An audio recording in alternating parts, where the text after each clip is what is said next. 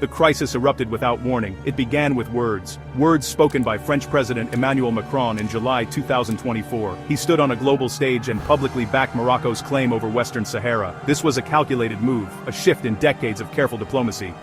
For Algeria, Morocco's regional rival, it was a profound betrayal. The statement landed like a declaration of economic and political war. Algiers saw it as France choosing a side, abandoning a long-held neutrality that had, however tenuously, maintained a fragile peace in the region.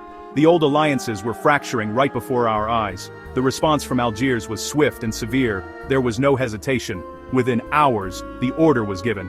The Algerian ambassador to France was recalled. The diplomatic channels, once buzzing with constant communication, fell silent. It was the most serious rupture between the two nations since Algeria fought for its independence in 1962. This was not just a political disagreement, it was a deep, symbolic wound. A message had been sent across the Mediterranean. Algeria would not be taken for granted. The empty embassy in Paris became a stark monument to a broken relationship, a sign that the ties that bound them were unraveling at an alarming speed. In Paris, the government tried to downplay the severity.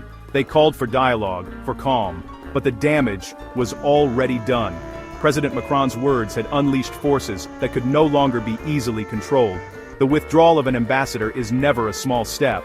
It is the diplomatic equivalent of a shot fired across the bow. It signals a fundamental breakdown in trust, a rejection of the very foundation of bilateral relations. Behind the scenes, aides scrambled to understand the full implications. But the public posturing had already set a dangerous course, and turning back now seemed impossible for either side. The silence that followed was deafening. The world watched, holding its breath. The Franco-Algerian relationship is not just about two countries. It is a linchpin for stability in North Africa and the Sahel. It involves shared intelligence, economic partnerships, and the complex lives of millions with dual heritage. Macron's statement had not just offended a government. It had reopened historical wounds that had never truly healed. The ghosts of the colonial past, long dormant, were stirring once more. The stage was set for a conflict that would be fought not on battlefields, but in the halls of power and on the streets of their cities.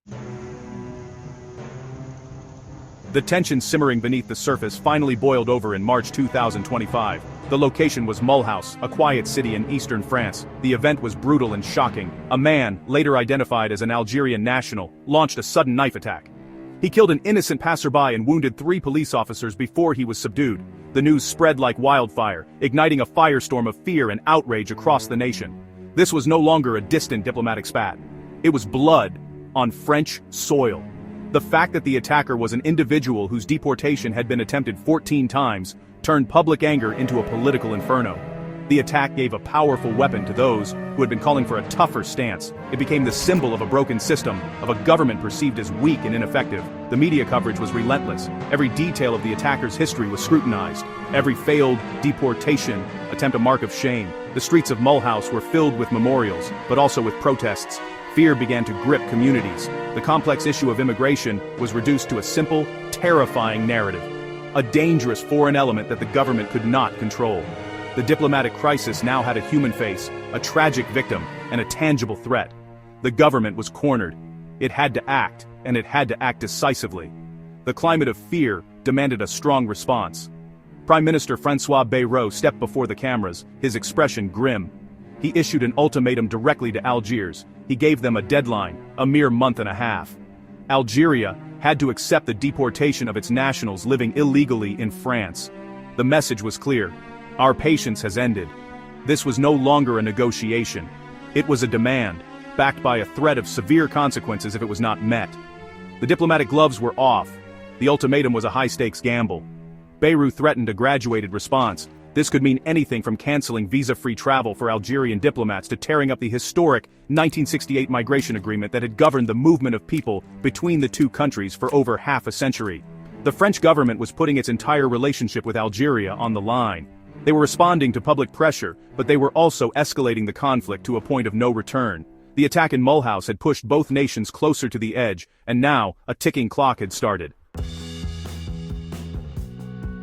The crisis became fertile ground for political ambition. In France, Interior Minister Bruno Retailleau, a hardliner appointed in September 2024, seized the moment. He saw the public sphere as an opportunity.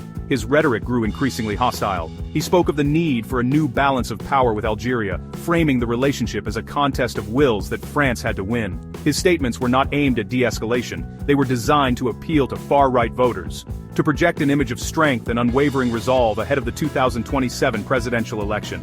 Diplomacy was being sacrificed for domestic political gain.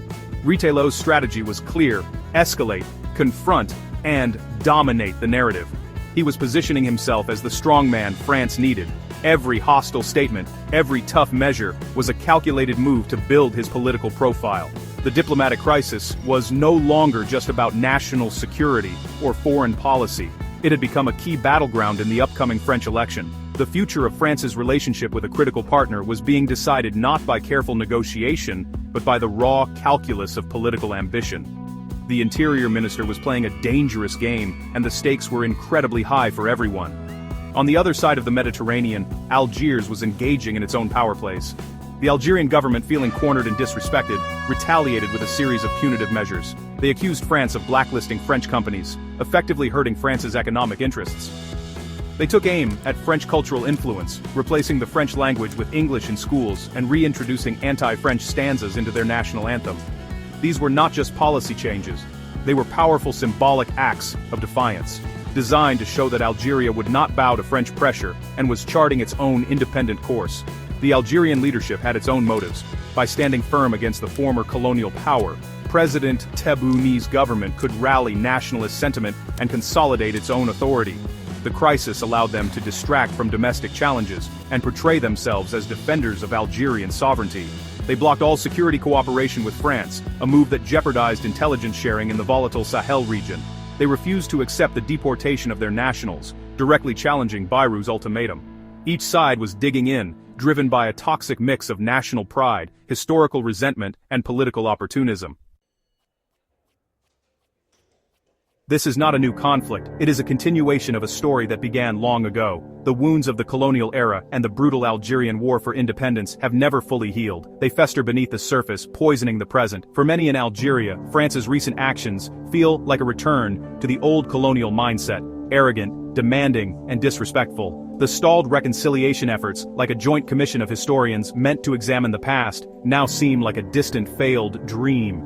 Every harsh word from Paris, every demand reopens the deep scars of history and reinforces a narrative of French oppression. The crisis threatens to unravel decades of interdependence. The stakes are immense. For France, it's not just about politics. Over 450 French companies operate in Algeria, and the economic ties are significant. More critically, France risks losing access to Algerian natural gas at a time of global energy instability. It also risks losing a crucial partner in the fight against terrorism in the Sahel. The intelligence shared by Algeria has been vital for regional security. Cutting these ties would leave France more vulnerable, both economically and in terms of its national security. The hardline stance could backfire spectacularly. Algeria, meanwhile, has been preparing for this moment. For years, it has been diversifying its economic partners, deliberately reducing its historic dependence on France. It has been building new alliances with countries like China, Russia, and Turkey. This gives Algiers more leverage than it has ever had before. They are no longer as reliant on French investment or trade. This economic shift has emboldened the Algerian leadership, allowing them to push back against French pressure with a confidence they might not have had a decade ago.